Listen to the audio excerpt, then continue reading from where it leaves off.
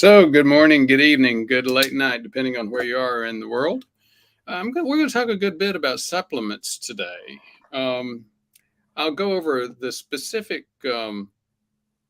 titles in just a minute and topics in just a minute, but I just wanted to make sure we don't have anything specifically dealing with a couple of concepts, and I want to make sure we get those out there. Um, one of the supplements are very popular. A lot of people think that you can supplement your way out of a lifestyle, and that's not true. But no matter what, one of the questions that comes up when you think about supplements is, what is a supplement? And if it's a naturally occurring substance, then that's better than a chemical, right? Well, two of the things that we're going to be about today, one is trimethylglycine, TMG, or betaine. The other one is erythritol. Both of these are naturally occurring substances. And one of them is considered to be a supplement, and most people consider it as harmless and safe. The other one is a non-nutritive sweetener. I can just hear the dramatic horror music in the background. As I mentioned, non-nutritive sweeteners. Those are supposed to be awful chemicals that are killing people. Well, erythritol is also a naturally occurring substance.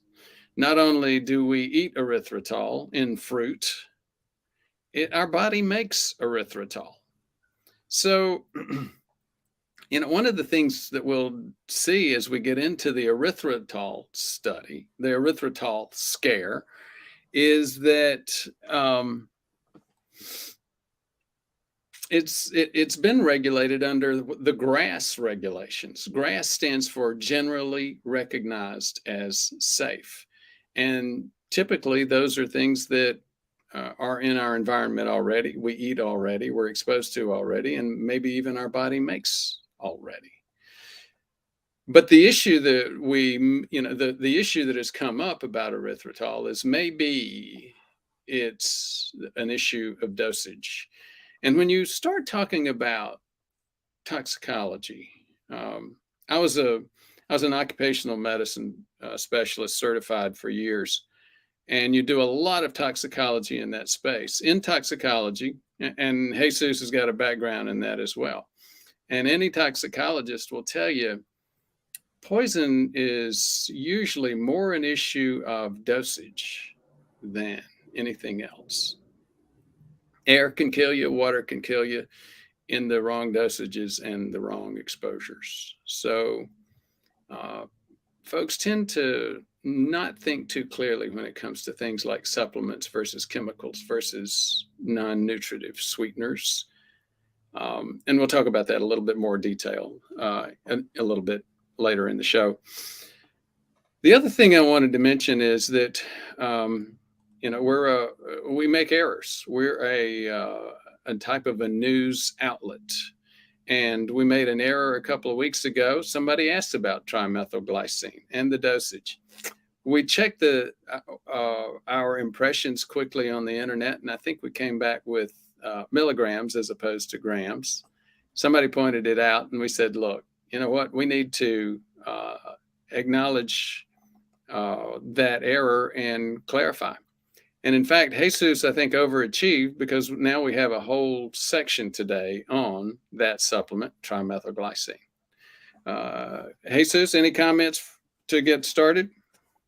Well, good morning and good afternoon, good night, everybody, and from whoever wherever you're looking at us right now. Yes, the world of supplements is, I will say, it's even as big as the medications world, and not as regulated. And new science and evidence comes every day, and sometimes anything you have seen like 3, 4, 5 years from a specific supplement, you realize that if you go ahead and take a quick look at the evidence on the more trustful resources, you will find changes on that. So yeah, I'll say supplements, really big thing to talk about. Maybe not the solution to everything, but they do help, and they help better when you use them correctly. Very good. I forgot to mention we're going to be talking about marijuana today as well, and cardiovascular health.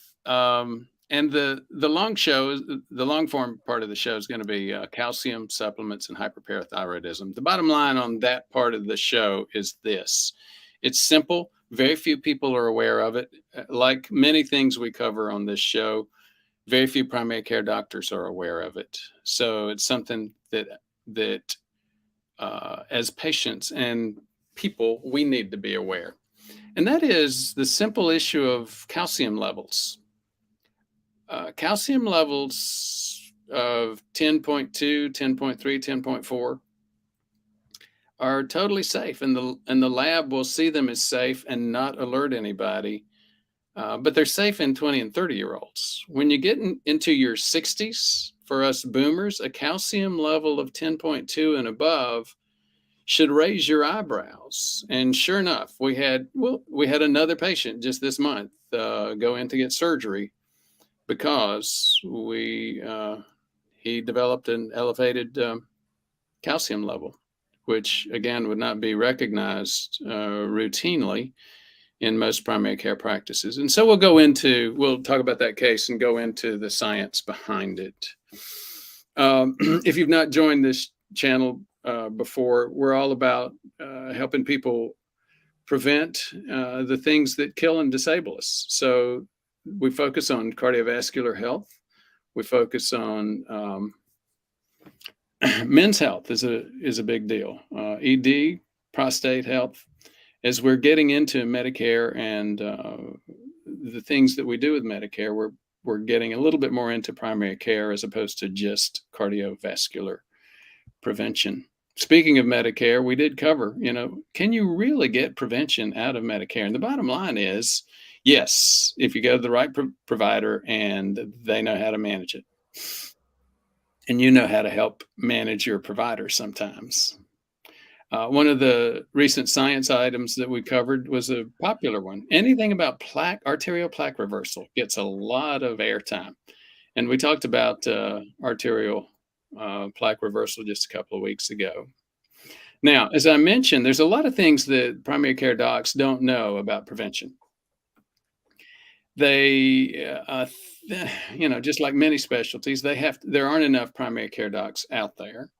I mean, enough prevention. There aren't enough primary care docs either, but there clearly are not enough prevention docs out there. So cardiologists, internists, family practitioners end up doing it. And just like any other specialty, when done by a non-specialist, sometimes it doesn't get managed very well. If you go into the science, again, one of the other things, if you haven't been on this channel, that you'll see is that we're all about scientific evidence. I was faculty at Hopkins for a few years, and one of my roles was teaching the docs preventive medicine. Another role was to be an epidemiologist. And an epidemiologist is somebody who has studied, excuse me, and knows how to analyze evidence in scientific articles. The reason I mention that is this is not just an opinion, it is the science. If you look at the country today with supposedly the best trained healthcare manpower, the United States, 2/3 of docs do not know how to diagnose the number one cause of death and disability, let alone how to manage it. So again, and some more buyer beware stuff where you got to learn some stuff. If you're going to protect your own health, you got to learn some stuff that your doctor doesn't know. It's not impossible. We've made it available in a couple of courses, which are very easy to get. Jesus, let me clear my throat and go on silence while you take over for a few minutes, if you would. Yeah, can you move the slide a little bit just to continue with this? Well, if we talked about the online courses, just to mention, if you want to have access for those and it's a challenge for you, just reach out to us at the phone number. Gilbert can provide that for you on a header note right now. And the next one, it's the socials where you can find us. We are on several other places, locals, where you will find some exclusive content for you to take a look at.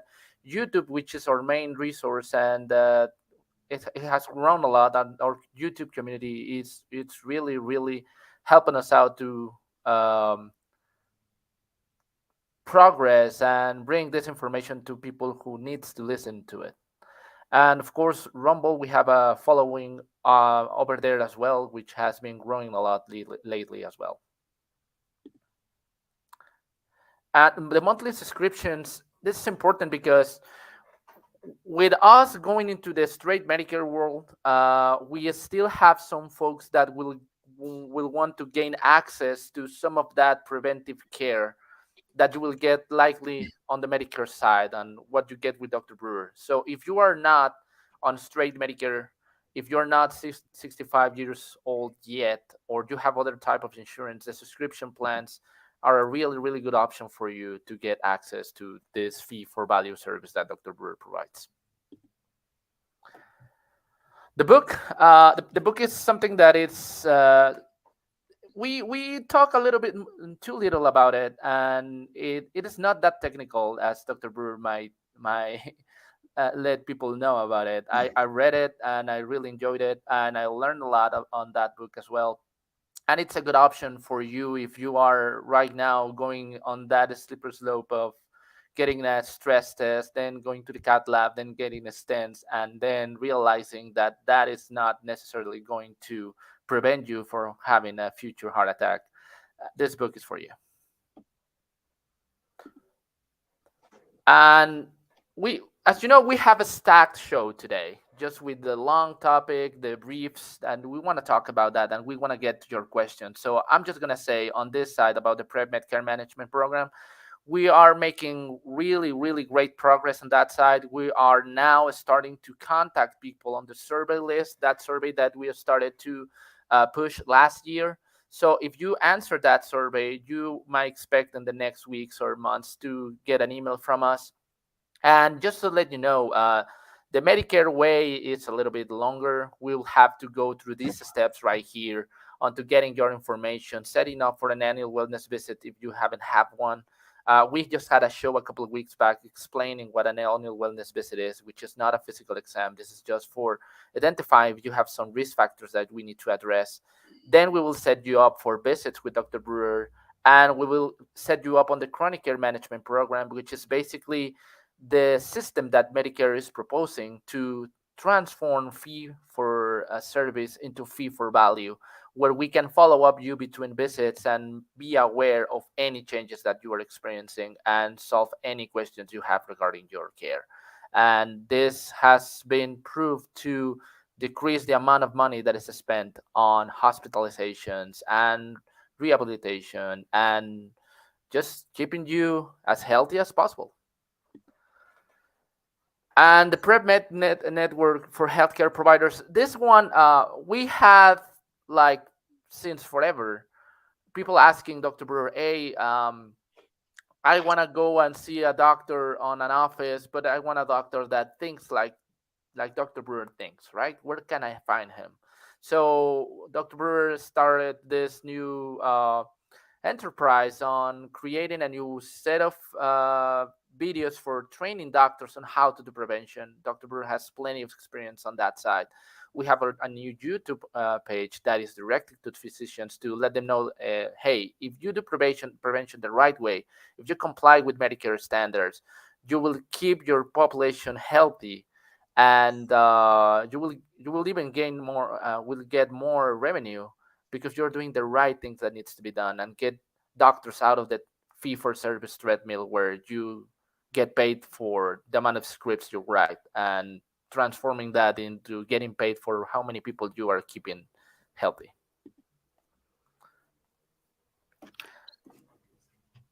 I'll I'll You, I'll you or I'll get me? back to you. Yeah, no, go ahead, Doc, and It, I'll it's compliment. Yeah. it's great to have you here. I I have very significant allergy issues, and our my mom's yard is cranking up, and so she and I both are getting a lot of allergy problems right now. So back to chemicals versus substances versus supplements. Erythritol is, as I said, something that's found in fruit. It's also made by the body. But it's used for non-nutritive sweetener purposes. And so therefore it's one of those ugly beast chemicals, right? It actually is a big deal right now. We're publishing this activity or this content right now because one of our subscribers asked us to. His point was, look, there's a big scare going on with erythritol right now. Erythritol is one of the sugar alcohols, if you've heard of those. Maltolol and several others are more well known because they've been a lot cheaper and easier to make. The problem with those is that they cause diarrhea and cramps. Erythritol doesn't cause nearly so much of that problem. So it has been less used because of expenses. They've made a lot of progress over the past few years in making erythritol. So guess what? It's starting to mushroom in terms of importance and prevalence and use in keto type of foods. Now, there was an interesting article just last month in Nature magazine. It was featured on CNN. And basically what it showed is some potential issues in terms of danger with erythritol. It looked like erythritol may actually increase the clot forming mechanisms of the blood, of the platelets themselves. Here's the study. It was a study in Nature magazine. And so I'll first go to 50,000 feet on my perspective on it, and then we'll get into we'll let Jesus get into some of the details and provide those. From my perspective, what you have is a fishing expedition, meaning you'll often see research where research groups go through and look at dozens of items, in this case chemicals, to see if any of those are causing any risk. When they come up with something, then they raise the red flag. That's what we would call a research signal. And then the question is, okay, was that just something that happened because of some quirk that we did in the study? Was it probabilities, or is there some real danger going on? When I say probabilities, you need to know this about studies. The typical thing for a probability for a study is you'll see it, P equals 0.05, a probability of 5%. So what that means is, just on a random basis, if you look at 20 different things and all of them are normal, all of them cause no problem, still in that study, one of them is going to very likely to show that it causes a problem. So that's why we use the term research signal. That's exactly what happened with the original screening study on erythritol. There was a research signal, and all of us should not react to a research signal. In fact, folks associated with erythritol said, wait a minute, we've looked at erythritol, and they have, and it appears to be safe. This is premature. Well, there's no group that I know of yet that has said, oh, wait a minute, we need to take erythritol out of the food supply, we need to limit it, etc. But the group that did the original research did far better than most groups. Most groups will just do the fishing expedition and try to get as much airtime as they can from the press. That's not what these guys did. These guys went ahead and did some deeper work. So, Jesus, with that, I'm going to let you talk about the details. Yeah, and I will mention that The study on design and statistics is a really good study. That's for sure. Nature Medicine is one of the top five journals that you want to take a look at when to medicine is related to. That being said, every study has limitations, and the authors stated that on this one. When they are describing the findings they made, they are saying, "Hey, people who are consuming erythritol have 2 to 3 times more risk of getting a heart attack or dying of a stroke or something related to cardiovascular disease up to 3 years." But on the design, they did measure erythritol only once before the start of the test, of the survey. So for those 3 years, they were not monitoring erythritol levels afterwards. So and they do declare that on the study, and they mention that with this type of design, they can only state that it might be some association, not causation. It means erythritol might not be the one to blame, because even their population had other risk factors. They were overweight, they had a poorly diet, they were diabetic, and other things that might be related to the outcome. However, we mentioned this study was trending and was even published in a lot of news on CNN included, and it got a lot of traction. And when you on the mainstream media, you transform a scientific finding into a fact, that's just a really, really big jump to make. Any scientist will let you know that it's difficult to get a 100% evidence on anything. So I will say that it's a good step forward to study the risks of this type of sweeteners, though. So Jesus mentioned causation versus association, and that's the essence of the problem with a fishing expedition. With a fishing expedition, you just go in and you look and see what's associated. The typical problem with those is what's called a participation bias. In this world, for this study, what that would look like would be, oh, well, wait a minute. Maybe those people that were using erythritol were more likely to get cardiovascular disease because they were already more obese. Maybe that was the reason why they were using the erythritol in the first place. And it was the obesity causing it rather than the erythritol. Now, that's not likely to be the exact issue with this study based on some other things that we saw in the study design. But that's the typical issue. And you really do have to be careful before you just react um, to a headline. Now, what's my perspective? Bottom line, none of us like the use of sweeteners, whether you want to call them a natural chemical or a bad chemical or whatever. But I think that we ask the wrong question. It's not non-nutritive sweeteners are all bad. The question is, are they worse than sugar? Are they worse than the grain products that provide us most of our carbs in our diet? And I tell you what, I've seen a lot more. I do regularly see a lot more people dying from sugar and grain products than I do from non-nutritive sweeteners. That's just a fact. So the reality is, we do want to control our diet. Many of us, like myself, I grew up in the deep South, the land of sweet tea and blackberry pie with ice cream on it. So I have my own sweets addictions, and I've shared my struggles with those. Bottom line, I've gotten rid of most of them. How do you do that? Continued push, continued discipline. Go on low carb diet, stay on a low carb diet, and do that road work.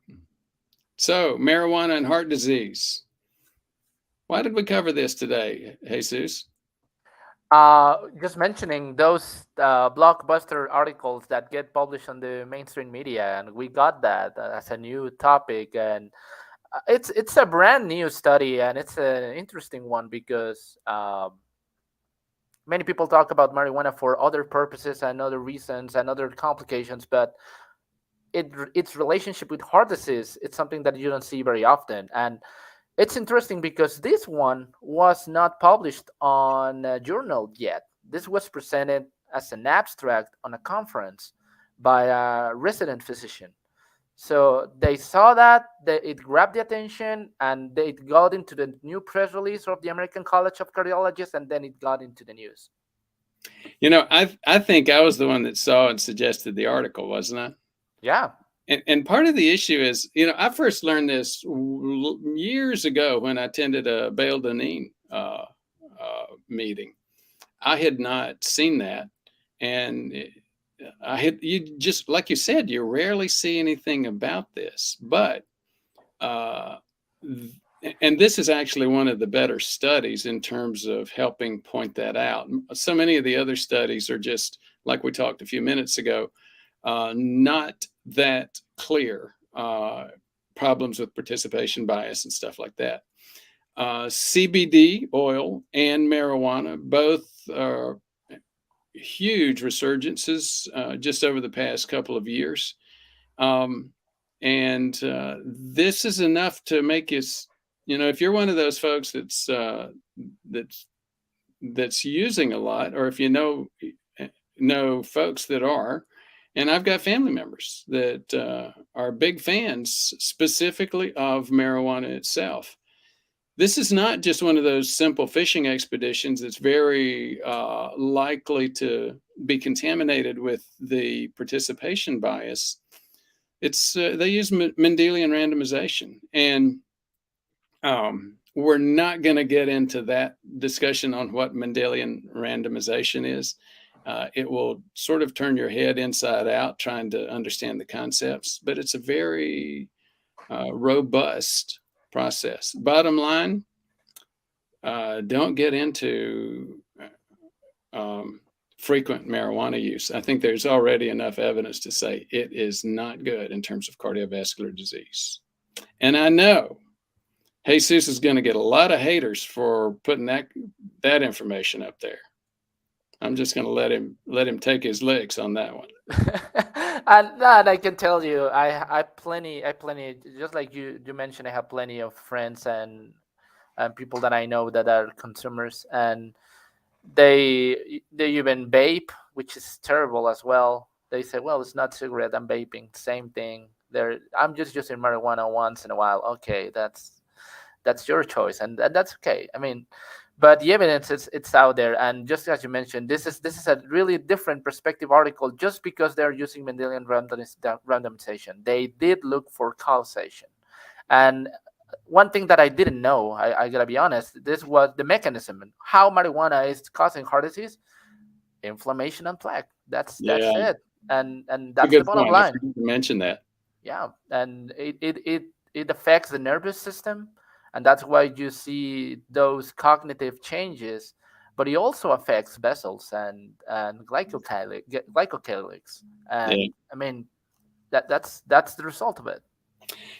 Back when I this is as you may or may, oh, I think I mentioned it when we were talking about it.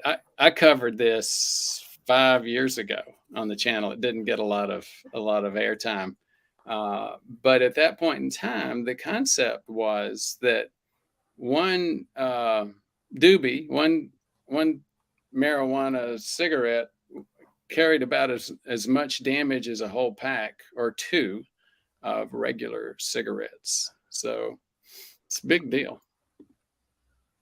TMG. What's the correct pronunciation? Is it betaine or betane, or do you know? I know in Spanish. What is it in Spanish? Betaína. Betaine. There we go. So tell us a little bit about betaine and why we're talking about that, other than the error that we made on dosage a couple of weeks ago. Yeah, I mean, and it's impressive because now that I'm working with you, Dr. Brewer, and I can tell you, I was taught the traditional medicine way. I don't recall, not even once, not even in my nutrition classes, mentions about supplements. Never ever. And I've learned a lot more about supplements in the last 2 years from you and from patients, because they go ahead and they tell us, okay, I'm taking 300 supplements, right? So you have to go and take a look at each supplement, and you sometimes discover that they are taking the same vitamin, the same mineral, twice or even three times on different supplement presentations. And TMG is an interesting one because this one has some effects on those methyl groups, especially if you are a poor methylator, which is something Dr. Brewer has talked about a lot on the YouTube channel. We have multiple videos on that, and it does help provide some benefits and anti-inflammatory effects of people who are poor methylators, just because this specific compound has three methyl groups that can be used on the body. That's the whole thing about TMG.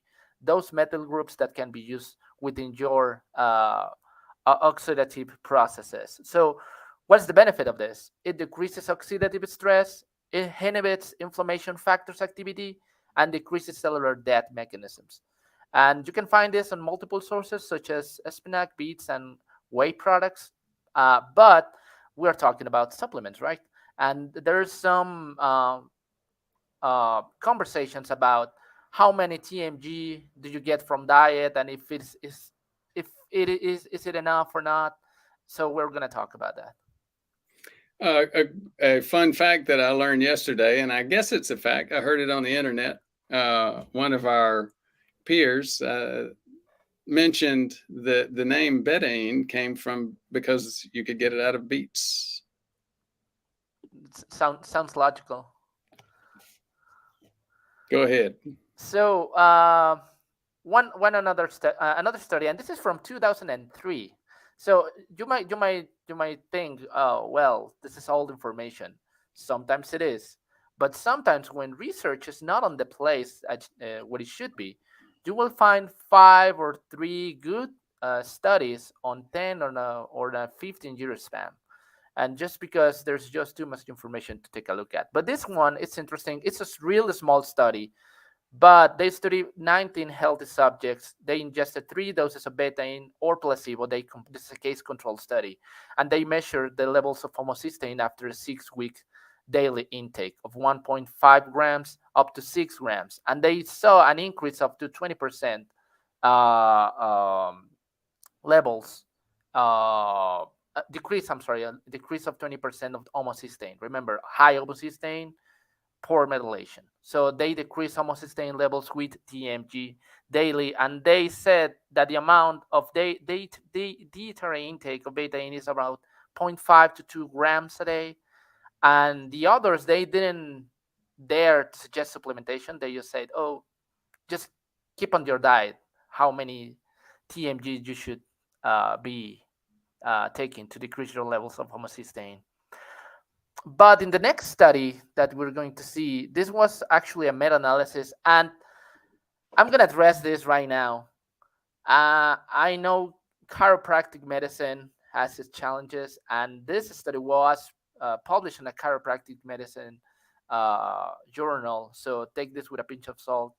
But it's a meta-analysis, so that has some good benefits on the side of trusting this information. And they mentioned that supplementing with 4 grams to 6 grams a day for 24 weeks has really good effects on decreasing homocysteine levels. And that's what they're suggesting, 4 grams to 6 grams. Now, I've seen presentations on TMG that go up to 1 gram a tablet. So, I mean, I'll say that there's more research to be done on this field.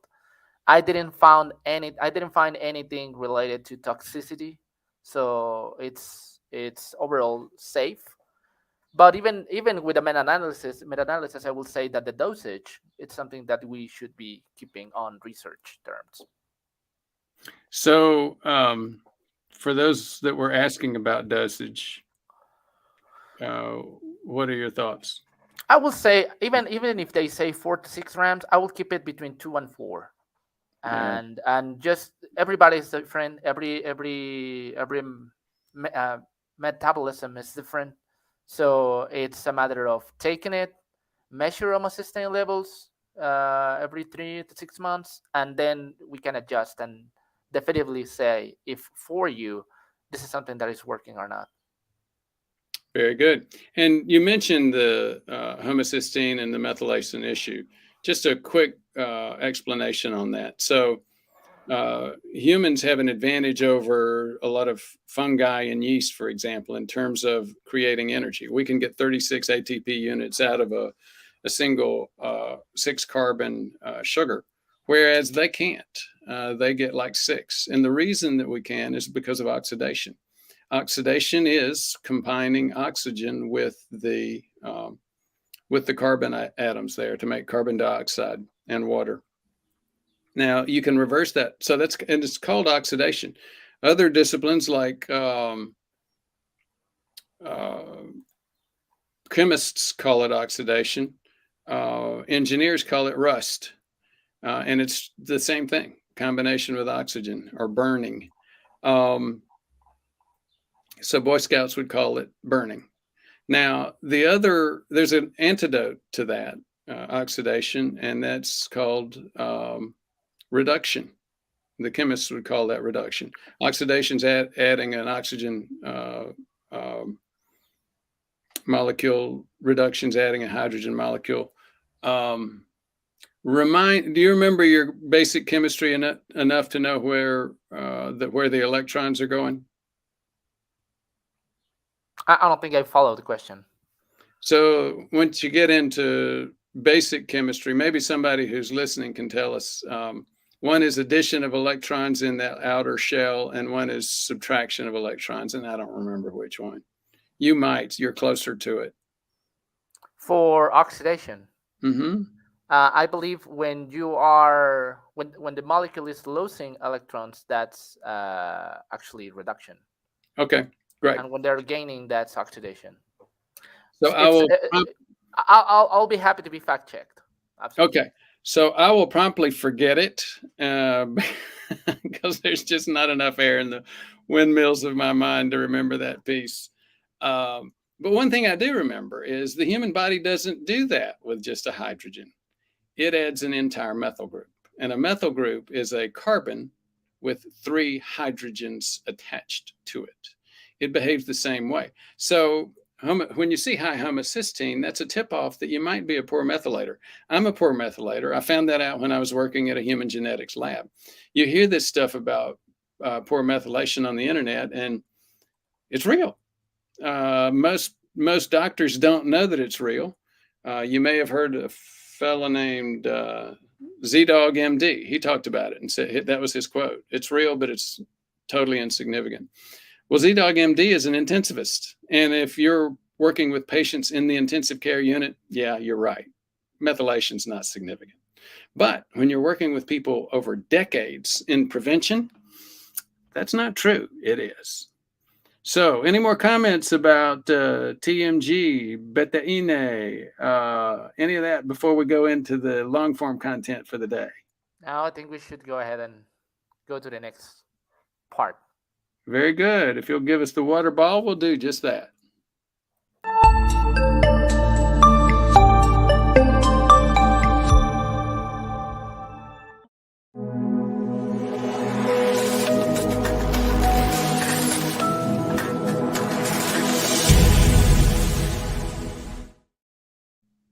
So, again, why would we talk about calcium supplements and hyperparathyroidism? Because as I said a few minutes ago, yet another place where us boomers have to watch out for our health because quite often our doctor won't. Jesus, you want to get us started?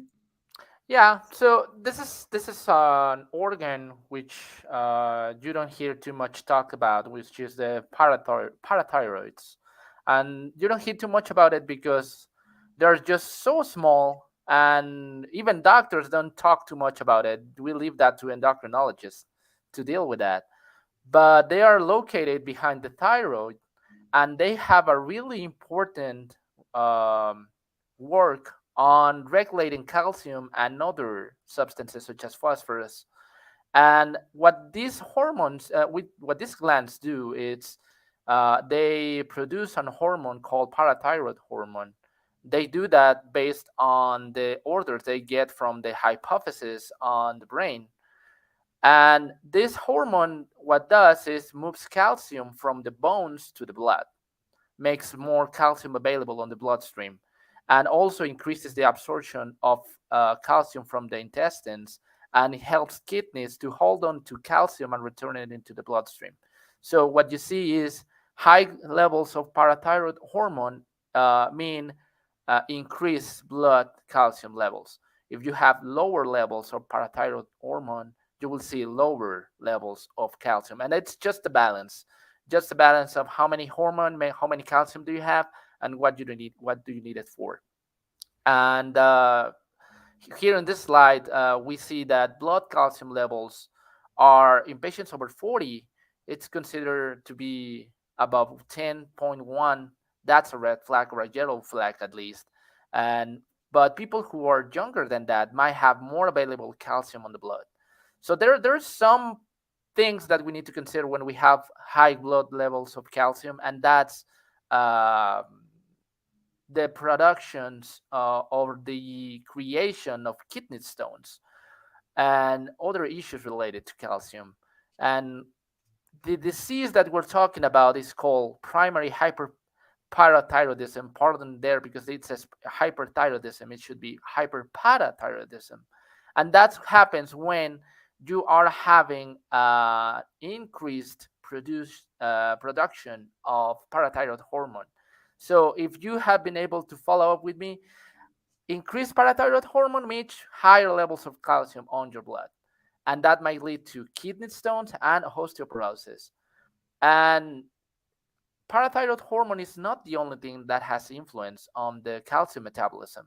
There are other things that do have a role on calcium metabolism, and that's a vitamin that we have talked about on this channel for a long time, and that's vitamin D. So whenever you find someone who has high levels of calcium in the blood, we need to address and consider that might be something related to dysfunction of the parathyroid glands. And So that, we yeah, had go ahead. No, go ahead. We had a patient recently. That's what brought this up, and as the patient had a problem. He said, "Yeah, I'm having cramps," and basically we saw a little bit of an elevation. I don't remember what the level was.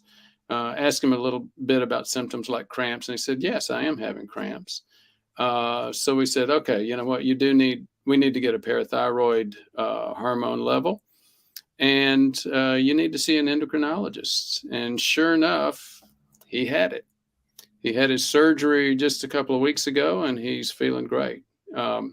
As I think I mentioned earlier, I have a family member as well who had this. It's usually benign. It's rarely anything significant. However, you got to go through that surgery, and that surgery is very close to the thyroid gland, and it requires a little bit of unique skill set.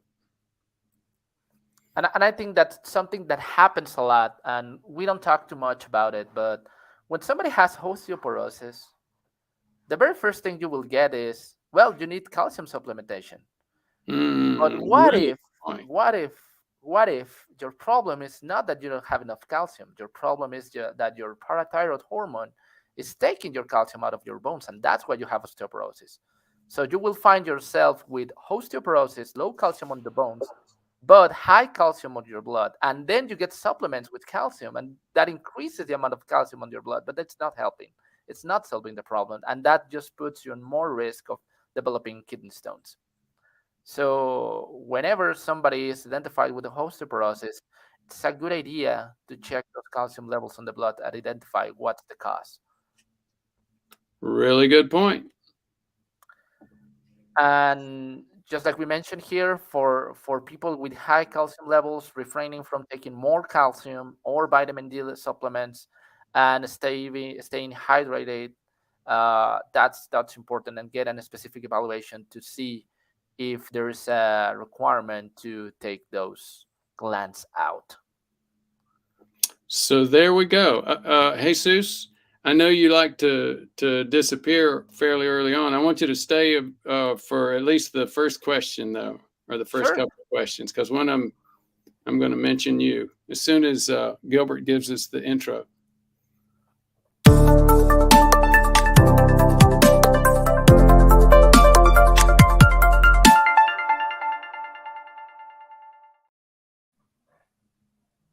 So there we go. This is what I wanted to mention. Dwight says, "Hey, Dr. Brewer, I'd love to see more episodes where you bring in experts who have different viewpoints than you on subjects.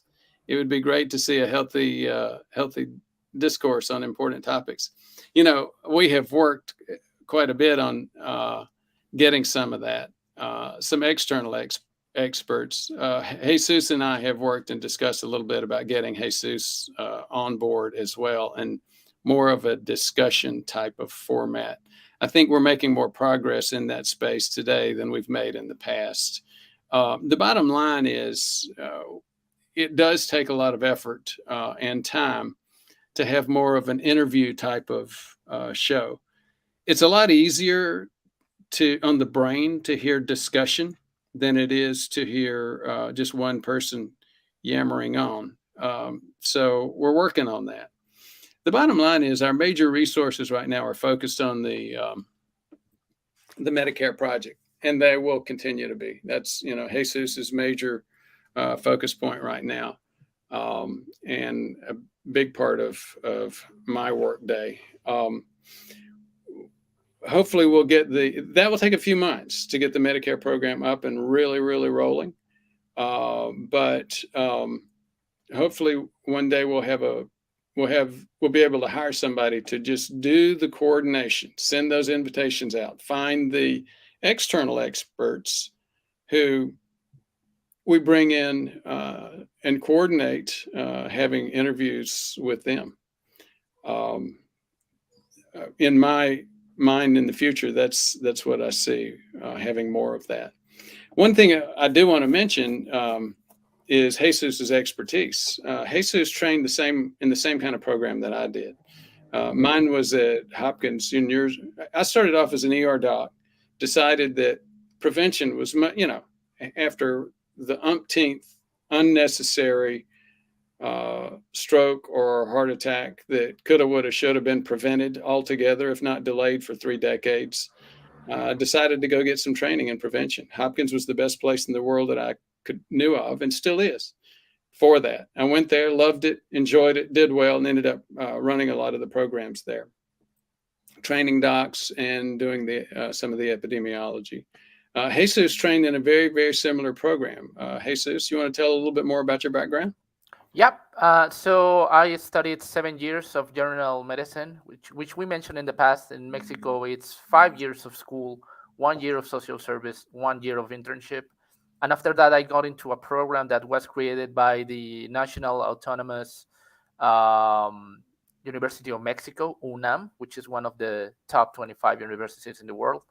And the program was developed by them, and I studied at a university called Universidad Veracruzana, which is one of the oldest universities in Mexico, which took the program and made some tweaks on that. And that's basically the occupational and preventive medicine background. And after that, I did a couple of certifications, one on coaching. And I've been involved in a lot of preventive medicine. And I'm also an EMT, an emergency medical technician by the Red Cross in Mexico. So I've been involved in a lot of stuff regarding to emergency care as well. And that's why I got to almost the same point as Dr. Brewer. One for patients and one for self-preservation, because, the ER room takes a lot of you, a lot. So now that we're on preventive medicine, I'm glad that I sleep every night at my house. So that helps me to be healthy myself, so we can help patients better for more time and for longer periods of time that we will do on the ER. Dr. Vega is also a goalie in football. Oh, yeah. The real football. Soccer. Yeah, I've been for forever. Whether he's any good or not, I'm not sure. I'm really good. I was better. I was better though. I mean, if you stop playing for 3 to 5 years, it takes a burden of you. But I'm getting back on track. There you go. Okay, Fort Worth West Side says, "Look, I took an 81 milligram chewable baby aspirin in water and drank it. Would that be sufficient as a secondary prevention along with the 5 milligram Crestor, or do I need to chew it and swallow it?" I looked that up, and what I got was you can chew it, you can swallow it, you can crush it and swallow it, or you can dissolve it in water. Any of those things work. So let's see what we've got next. You want to take this one, Jesus? Sure.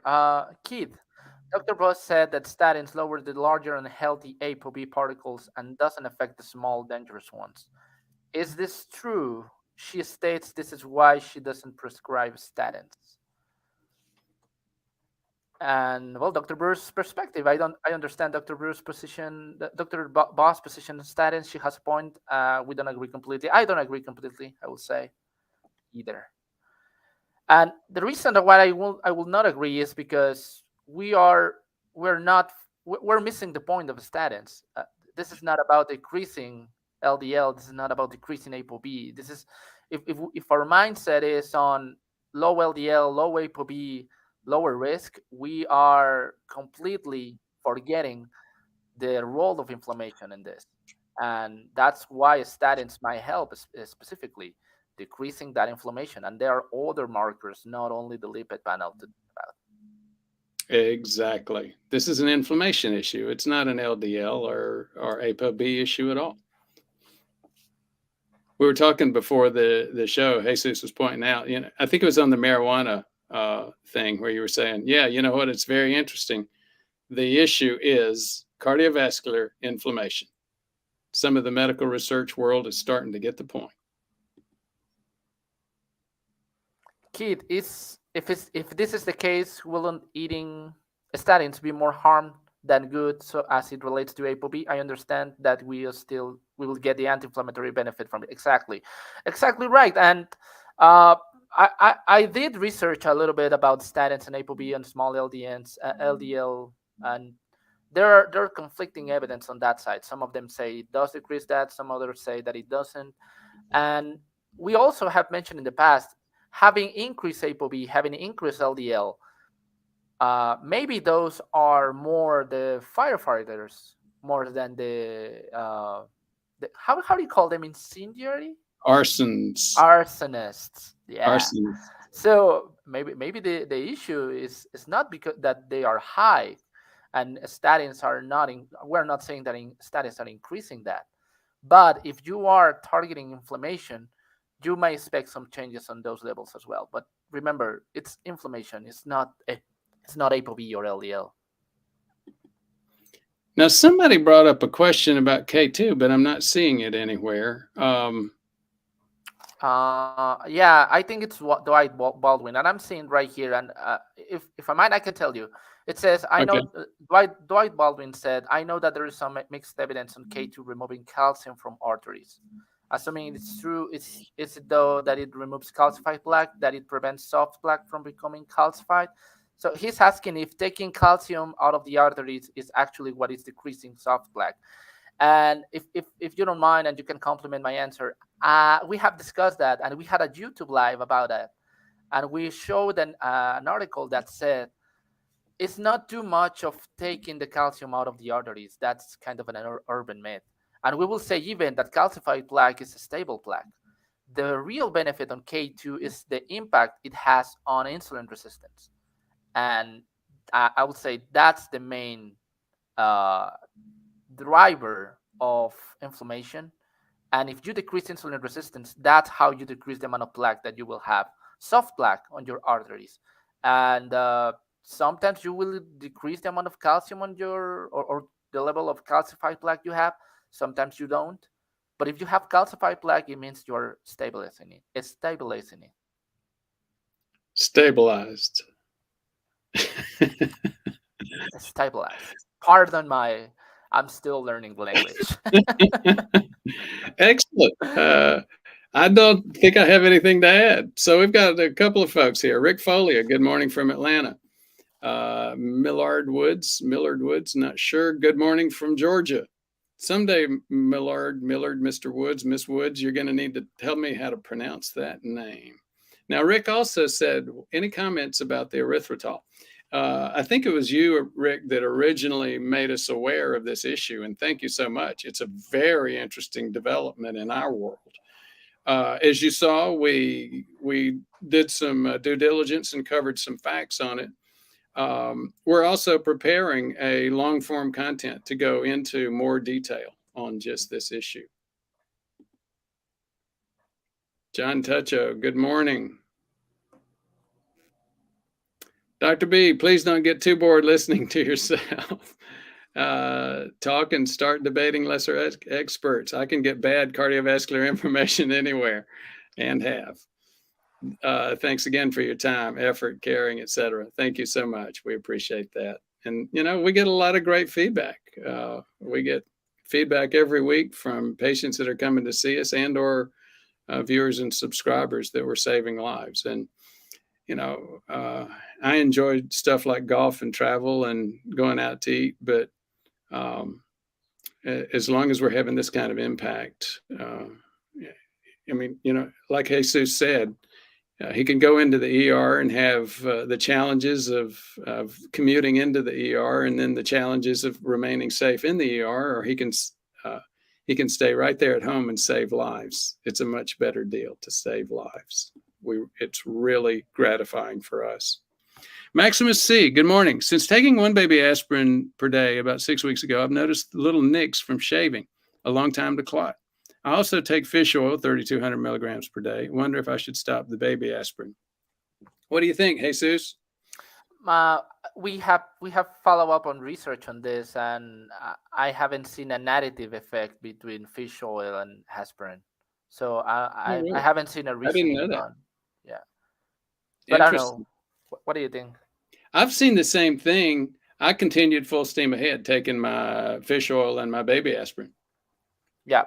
I don't take quite as much fish oil. And I'm wondering, when you say you're taking 3,200 milligrams per day, how many milligrams of EPA, how many milligrams of DHA, and that sort of stuff? Yeah. That's really more of the question. Mabuhay, Bobby Ocampo from the Philippines. Can autophagy cure hyperthyroidism? I don't think so. What do you think? I think it's the other way around. I think hyperthyroidism can induce autophagy, but even autophagy should have some kind of limit into it. So let's call it unhealthy autophagy. Let's say it that way. Yeah, that's a good point. Yeah, good point. You're cranking up into hyper gear, and I don't know if Bobby meant hyperthyroidism or hyperparathyroidism either. No, I think autophagy might be more on the hyperthyroidism than in hyperparathyroidism. Oh, I agree with you.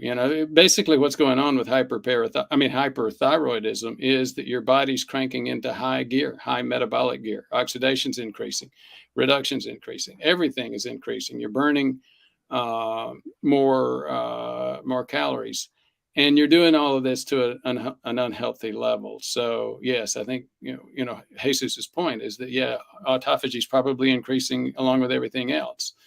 But again, I think that's about all we can say about it right now.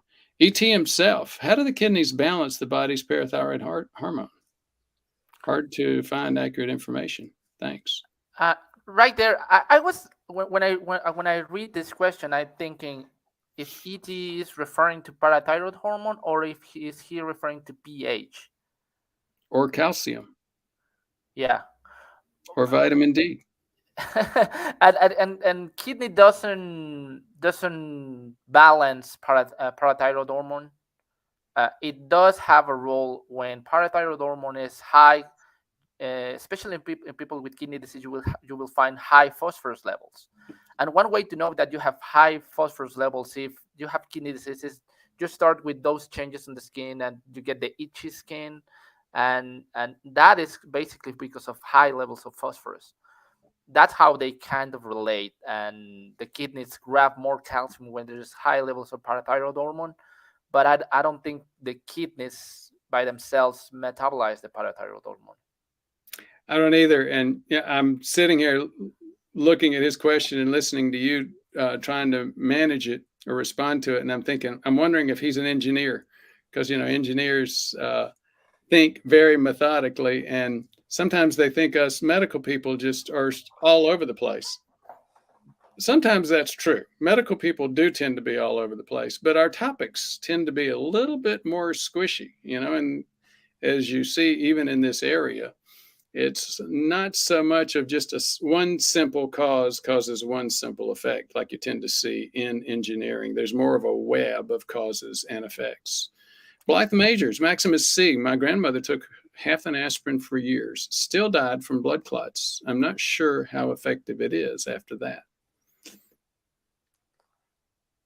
Well, my first question will be, what was the cause, right? Because a clotting disorder, there are things that are more potent or more effective than aspirin. And half an aspirin, it's which type of aspirin? Because we have 300 milligrams, 181. And there are other medications such as Plavix or others that are more anticoagulant, because aspirin is not an anticoagulant. It has its effects on platelets, and anticoagulants are more effective to decrease clots, but it depends on the condition and why you're taking it. And another thing is, if that was this primary or secondary prevention, right? Was this a heart attack? I mean, there are just too many things to answer on that specific thing. And there's a basic logic issue here as well. With that logic, I would say, well, you know what? I know somebody that died when they had their seatbelt on, so you should never use seatbelts. Well, that's not true. I hope that helps, Blythe. Aura Ruth Camieni, good morning, docs. I follow you because of the science. Thank you so much, Aura Ruth. Johnny F., is the goal die healthy? I support all of the information. Yeah, the thing is, the goal is rectangularization of the lifespan. Does that ring any bells, Jesus? Yet? No, first time I heard that. So if you had somebody's lifespan on a vertical and horizontal table, horizontal is lifespan, vertical is abilities and or disabilities. So if you get a disability, you take a big point downward. So the goal is to rectangularize it, so you don't have this, constant, oh, I got this, I can't walk now, I can't speak, I can't. So you want to be able to do everything until you fall off the map. And that's the goal. And after patients have seen me for a while, I hear this all the time. I hear patients say, hey, doc, I came to see you because I didn't want to have a sudden heart attack. These days, I'm okay with that. And I'm also okay that I'm not going to have that for a long time. What I don't want to have is a stroke or dementia or something else to just ruin the life that I have here. Yeah, it's quality of life. How and you can compare yourself with other 65, 70-year-olds and see what are you preferring, to be able to do all the things that you can do by yourself, or be depending on a lot of stuff to be there. And the journey starts from 25, 20 years. And yep. Sometimes we start that journey real late, so it's a little bit harder to get there. So this is a great conversation. I'm glad you brought it up, Johnny F. And actually, you bring up another really good point. So the primary point is not so much to extend the expiration date. Johnny's point is, look, we all have an expiration date. Got it. And that's, like we said, that's not really the point. The point is to remain healthy until you do kick off. But it's interesting. I was having a conversation with my mom at breakfast this morning about expiration dates. And we were talking about David Sinclair's point, his book, Lifespan, where he says, may you all live to, the old Jewish blessing, may you live to 120. And he was, the theme of his book is that that's likely to happen.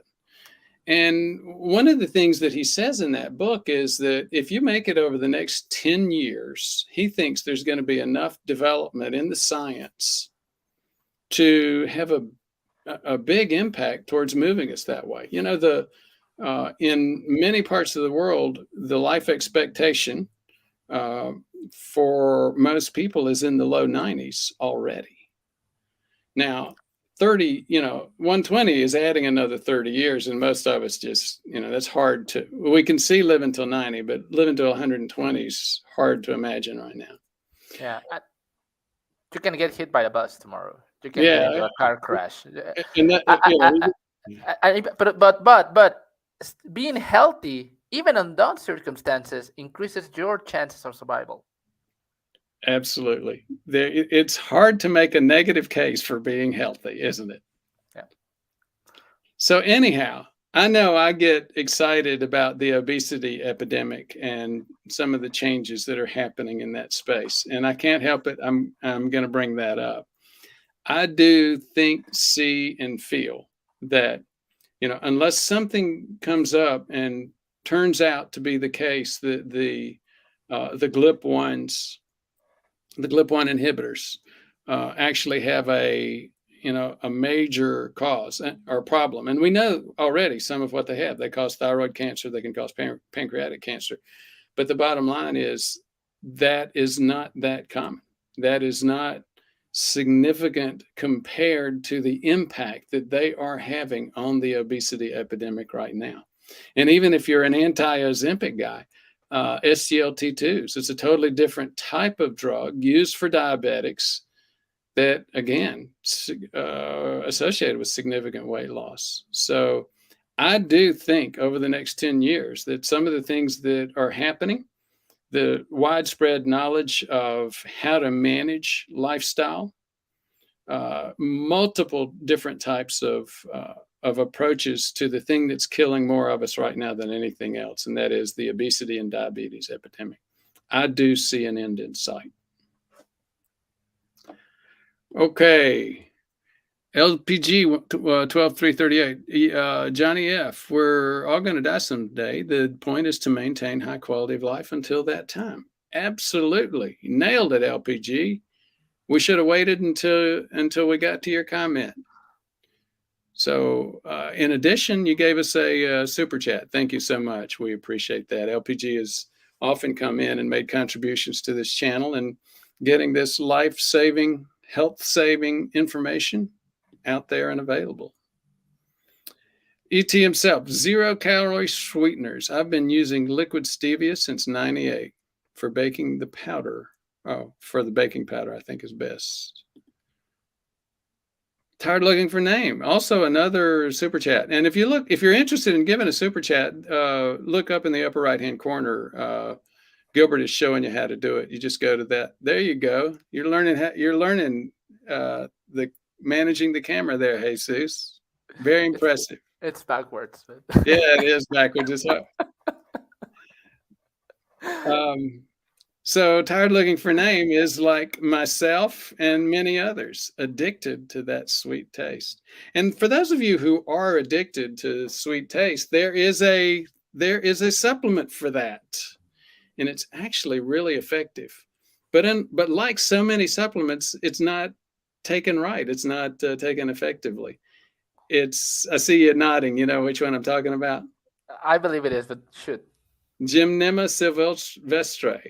That's an Ayurvedic medicine. The Ayurvedists, India, millennia ago, and they called it sugar killer.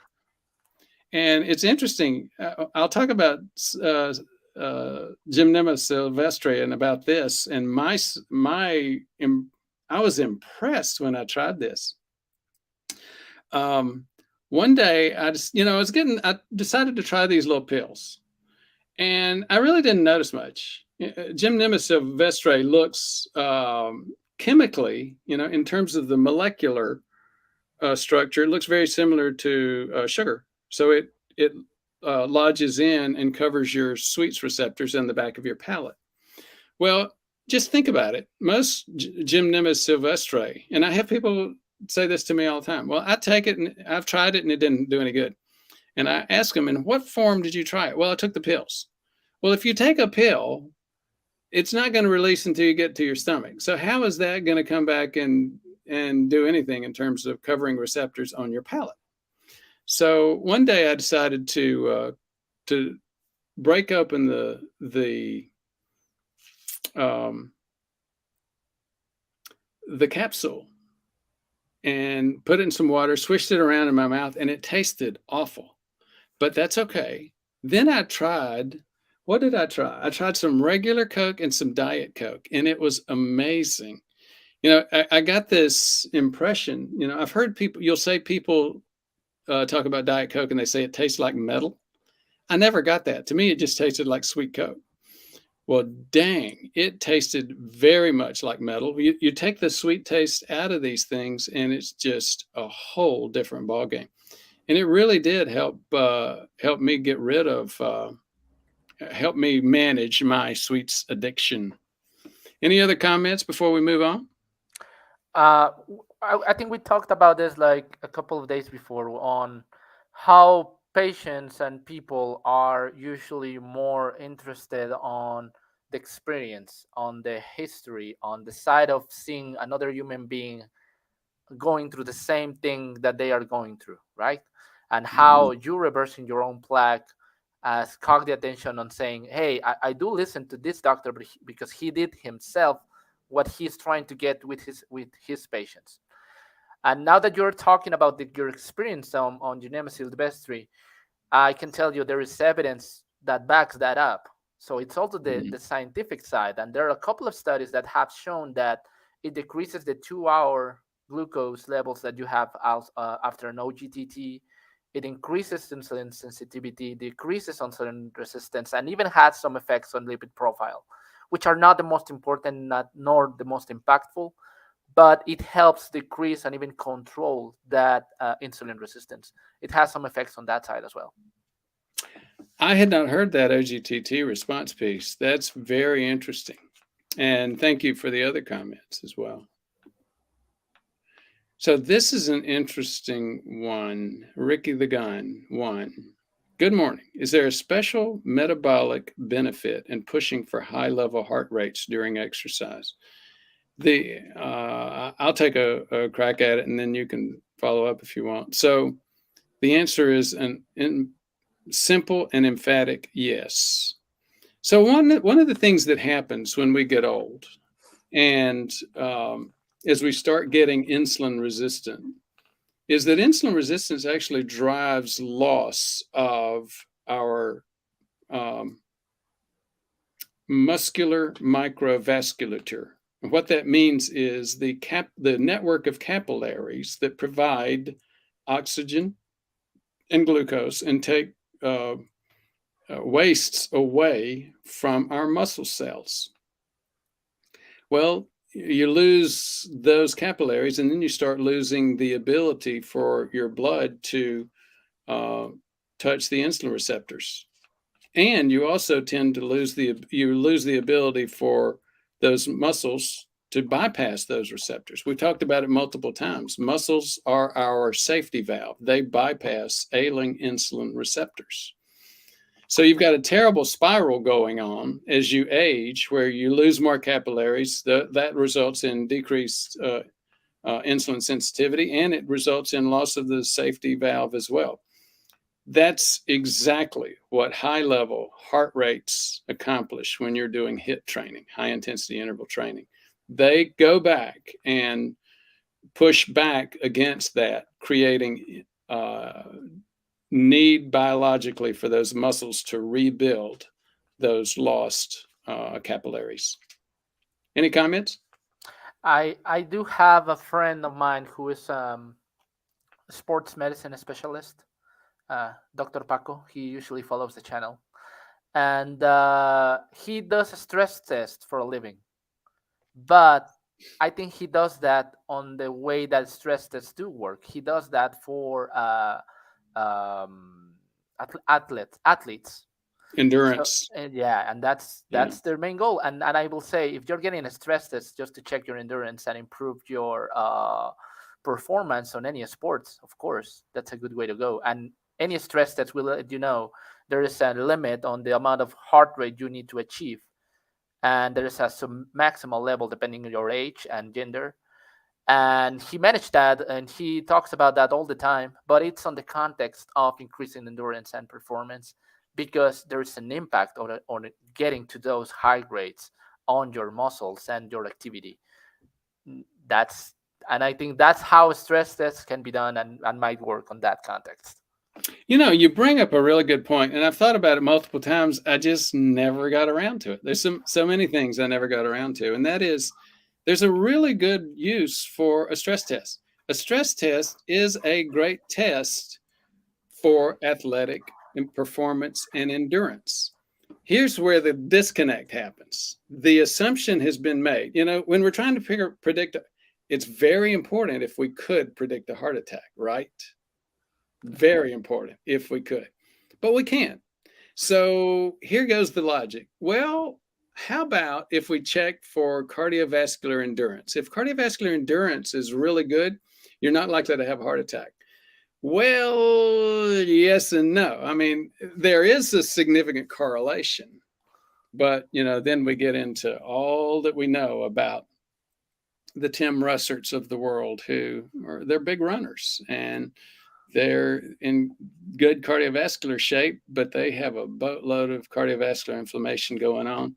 They pass their stress test with flying colors and die of a heart attack.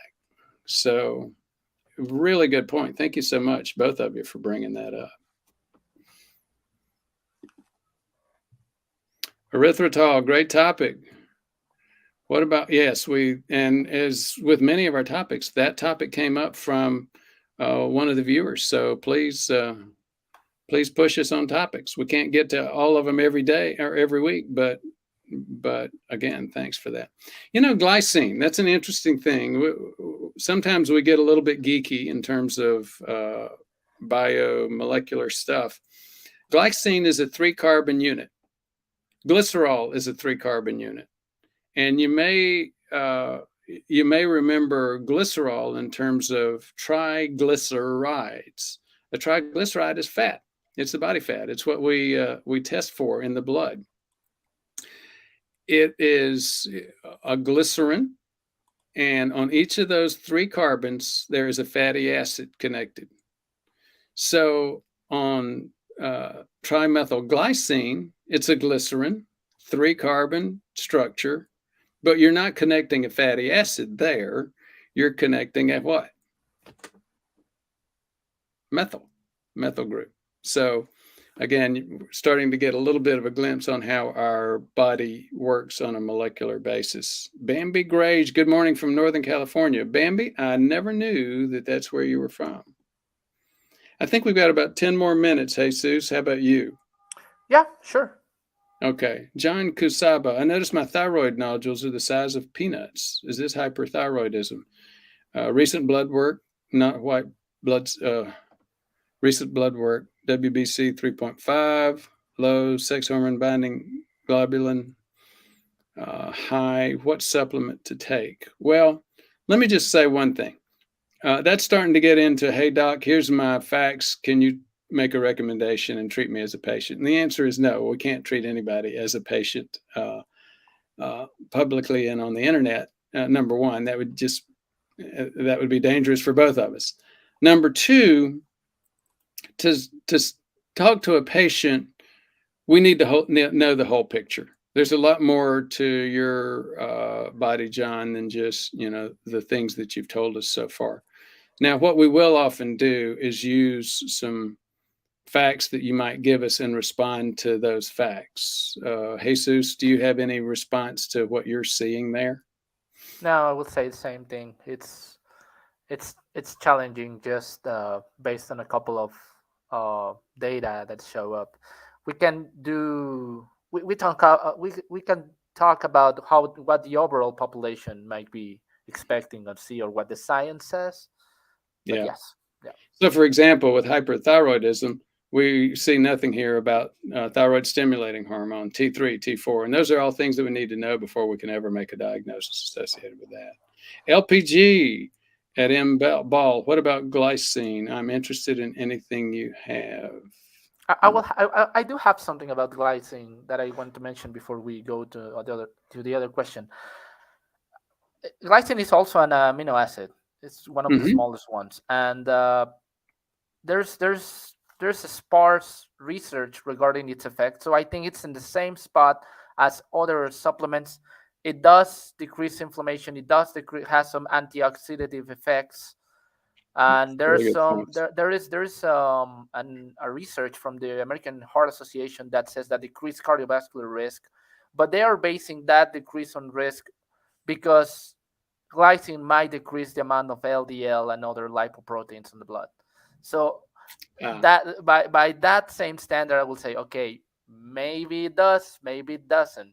So I don't think the science is there on to have a 100% recommendation on glycine, and I think there's more research to do. But there's some evidence that says that it might have anti-inflammatory effects, both cardiovascular and neuronal. It has some protection to the brain as well. you bring up a good point. Thank you so much for talking about that, as glycine as a supplement itself. And um, I think I read some nonverbals about skepticism where they're saying, well, glycine may improve cardiovascular health, and you said, but that's as measured by LDL. We also have to remember, even if LDL is not the arsonist, even if LDL is the firefighter, there still may be some value when we see what would we see if something actually decreases cardiovascular inflammation. LDL is likely to go down anyway, even if it's just the firefighter. So there may be some value there. We just don't know. Okay, Johnny F. Drink beet extract every day, mainly for blood pressure and inflammation. Yep. Let me just stop me if you have any comments. I'm going to try to run through some of these and see if it is not beet powder, etc., high in total carbs. Yeah, some of it isn't, but most of it that I've seen certainly is. And I tend to avoid beet juice and beet powder for that very reason. Or Ruth, beet juice is also a rich source of iron. Maximus, does homocysteine cause problems or is it only an indicator? You and I may disagree on that. What is your thought, Jesus? I think it's an indicator. No, we don't disagree. I think it's an indicator too. I think it's part of that pool. Ty Hansen, what's the optimal homocysteine level? Now, I don't know. I'm the world's worst with numbers. Do you know the number, Jesus? I do know. Good. Fire away. I'm glad you're here. Well, it depends on the lab as well, but what we target is at least below 15, ideally below 11, and that's, I believe, units. It's micromole per liter or something like that. Wow, I am Yeah. impressed. Good to have you here. Okay, Frank Taylor. A doctor told me only abnormal parathyroid levels could indicate the reason for a total body bone scan I had 18 years ago. Show I scored 3s and 4s generally in my body. Spinal areas 9.75. Interesting, but don't have a response. If you do, stop me and make it. Just the osteoporosis Yeah. we were mentioning, right? If you have osteoporosis, think if you don't have a parathyroid hormone issue as well. The main reason of osteoporosis is low calcium. That's correct as well. That's why they give you calcium supplements. But it's important to think about the parathyroid hormone in that context. So, Carol Adams, if a stress test isn't an indicator of an MI, is an echocardiogram a better test? Jesus talked about that earlier. He said, I tend to badmouth the book saying it's too technical. I think that's because I heard too much of that from my wife. I began to believe her. That's in the book, Carol. Go to Amazon, look for my name as an author, and that's the only book there. And you'll find out exactly how to evaluate for your risk of heart attack and stroke. And an echocardiogram is not the better test. Ty Hansen, poor includes over and under methylation.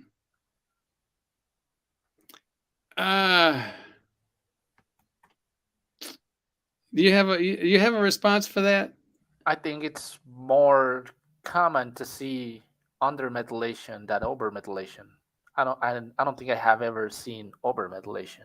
Yeah, I was getting stuck on the logic on that too. So for me, for example, like I said, I've had mine tested. I'm a poor methylator. There are 3 SNPs. Most people think of a SNP.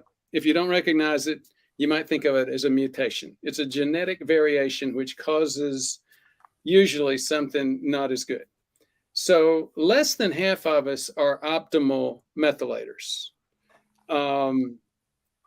The rest of us usually have 1 or 2 or 3 of those SNPs that I talked about, and I have all 3. I'm a poor methylator, which means that my body doesn't methylate very well. So what do? I take a B complex methylation, a methylated B complex, like Thorn Methylguard Plus or one of those. I also take trimethylglycine. Other comments? Nope.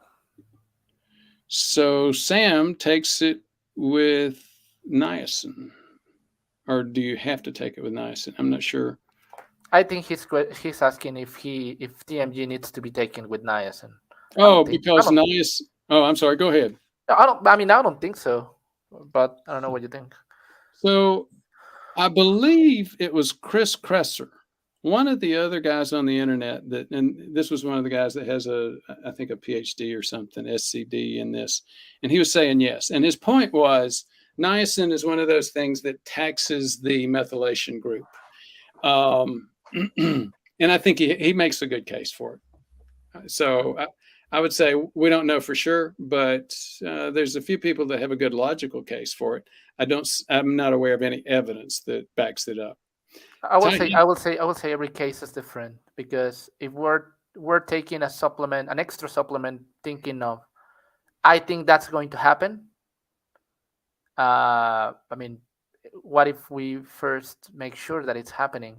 And it might sound reactive, but I'm also on the idea that supplements as medications need to be taken considering your specific needs.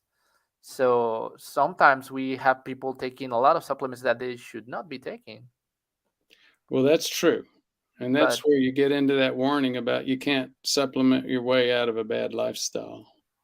Were you also bringing up placebo effect? Well, yeah, that happens, and let's assume you're taking niacin, right? And you take TMG at the same time, and then you measure your homocysteine levels 3 months or 6 months after the fact, and you see low levels of homocysteine. Are you completely sure that that's because you're taking the TMG? Really good point. And I'm going to raise a couple of other variables. Let's say you put people like me in there who are, triple or double poor methylators, and you've got other people in there who don't have those SNPs and they're optimum methylators. How do you control for that? You have to know about it. You have to control for it. You have to do the genetic testing up front and control for that. And then, as you're pointing out, then there's questions about, okay, there's also external stuff in terms of your oxidative process. Somebody is already, significant diabetic and they're not under good control. They've got very significant oxidative processes going on, whereas somebody else in that same study may not have any of that. So there's just a lot of stuff to control for. I've got time for 2 more questions, and then I'm going to have to run. MBAL, everyone should have a genetic test for methylation polymorphisms. What are your thoughts, Jesus? I wouldn't say everybody, but sometimes one lifetime test on this one might help. And that's why we measure homocysteine. That's an indirect indicator of that. Yeah, I do a slightly different thing. It's expensive. The last time I looked at it, it was, several $100s. And the reality is, when you think on a practical basis, what's the outcome and how do you manage it? The management's pretty simple. Like we said, supplementation and trimethylglycine, betaine, or betaine, as Jesus would say, or the methylated B complex vitamins. Well, you can take a whole lot of glycine or methylated B complex vitamins before you get into several $100s worth of methylator testing. So, as you mentioned a few minutes just now, well, look at your homocysteine level. So one of the things I will recommend as we go through this with patients is, look at your high homocysteine. If it's elevated, you may want to try taking some of those supplements and see if you have an impact. Even if it has a negative impact, even if it does not have as much of a positive impact as you want. In other words, it comes back a little bit later. What do? Keep taking the supplement. That's about what you can do. The other thing is, as always, people say, well, how do I lower my oxidative process? How do I improve my vascularity? How do I do this? And it's always back to the same thing. How do we, what do we talk about doing to manage all of these same things? Increase your muscle mass, high intensity intervals, for increasing the